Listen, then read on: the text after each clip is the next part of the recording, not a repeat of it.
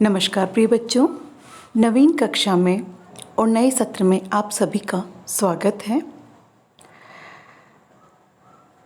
जैसा कि बेटा कक्षा नवम में आपकी हिंदी की पुस्तक क्षितिज भाग 1 है, कक्षा 10 में क्षितिज भाग 2। तो हिंदी की पाठ्य पुस्तकें आपकी 2 हैं, क्षितिज भाग 1, कृतिका भाग 1। आज हम आपकी मुख्य पाठ्य पुस्तक क्षितिज भाग 1 का प्रथम अध्याय, जो कि गद्यखंड से है, 2 बैलों की कथा का अध्ययन करेंगे। 2 बैलों की कथा शीर्षक से ही ध्वनित हो रहा है कि यह एक कहानी है और आपको जानकर के बहुत अच्छा लगेगा और थोड़ा गौरवान्वित भी महसूस करेंगे कि हिंदी के महान उपन्यासकार और कथाकार मुंशी प्रेमचंद जी द्वारा रचित 2 बैलों की कथा आपको पाठ्यक्रम में पढ़ने को मिल रही है। बहुत ही अच्छी कहानी है और इसके माध्यम से जो संदेश दिया गया है वो भी बहुत अच्छा मैसेज है। तो आइए कहानी प्रारंभ करने से पूर्व हम महान कथाकार और उपन्यासकार प्रेमचंद जी के कृतित्व और व्यक्तित्व पर प्रकाश डाल रहे हैं। देखिए, प्रेमचंद का जन्म सन 1880 में बनारस के लम्ही गांव में हुआ। उनका मूल नाम धनपत राय था। इसको अधोरेखांकित कीजिए कि मूल नाम उनका धनपत राय था। प्रेमचंद का बचपन अभावों में बीता और शिक्षा बीए तक ही हो पाई। उन्होंने शिक्षा विभाग में नौकरी की, परंतु असहयोग आंदोलन में सक्रिय भाग लेने के लिए सरकारी नौकरी से त्यागपत्र दे दिया और लेखन कार्य के प्रति पूरी तरह समर्पित हो गए। सन 1936 में इस महान कथाकार का देहांत हो गया। तो इससे पता लग रहा है कि प्रेमचंद जो थे वो अधिक उनका जीवन काल नहीं रहा है। प्रेमचंद की कहानियाँ मानसरोवर के 8 भागों में संकलित है। सेवा सदन, प्रेमाश्रम, रंगभूमि, कायाकल्प, निर्मला, गबन, कर्मभूमि, गोदान उनके प्रमुख उपन्यास हैं। उन्होंने हंस, जागरण, माधुरी आदि पत्रिकाओं का संपादन भी किया है। कथा साहित्य के अतिरिक्त प्रेमचंद ने निबंध एवं अन्य प्रकार का गद्य लेखन भी प्रचुर मात्रा में किया है।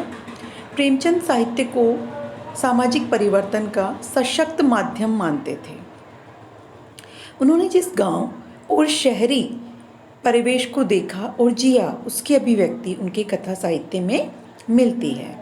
किसानों और मजदूरों की दयनीय स्थिति, दलितों का शोषण, समाज में स्त्री की दुर्दशा और स्वाधीनता आंदोलन आदि उनकी रचनाओं का मूल विषय है। कहने का मतलब प्रेमचंद का जो कथा संसार है या उपन्यास संसार जो है बेटा, वो जो एक आम मध्यम वर्गीय व्यक्ति के जीवन में उसके आसपास जो घटित हो रहा है वही है, उससे अलग कोई परिलोक की कथाएं नहीं हैं। इसीलिए प्रेमचंद जो है वो जनता के लेखक है ना। हमारे आपके जीवन से जुड़ी हुई चीज़ों को उन्होंने कहानियों और कथाओं का या कहें कि उपन्यासों का विषय बनाया है।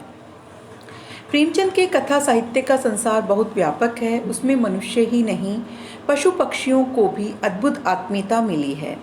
बड़ी से बड़ी बात को सरल भाषा में सीधे और संक्षेप में कहना प्रेमचंद के लेखन की प्रमुख विशेषता है।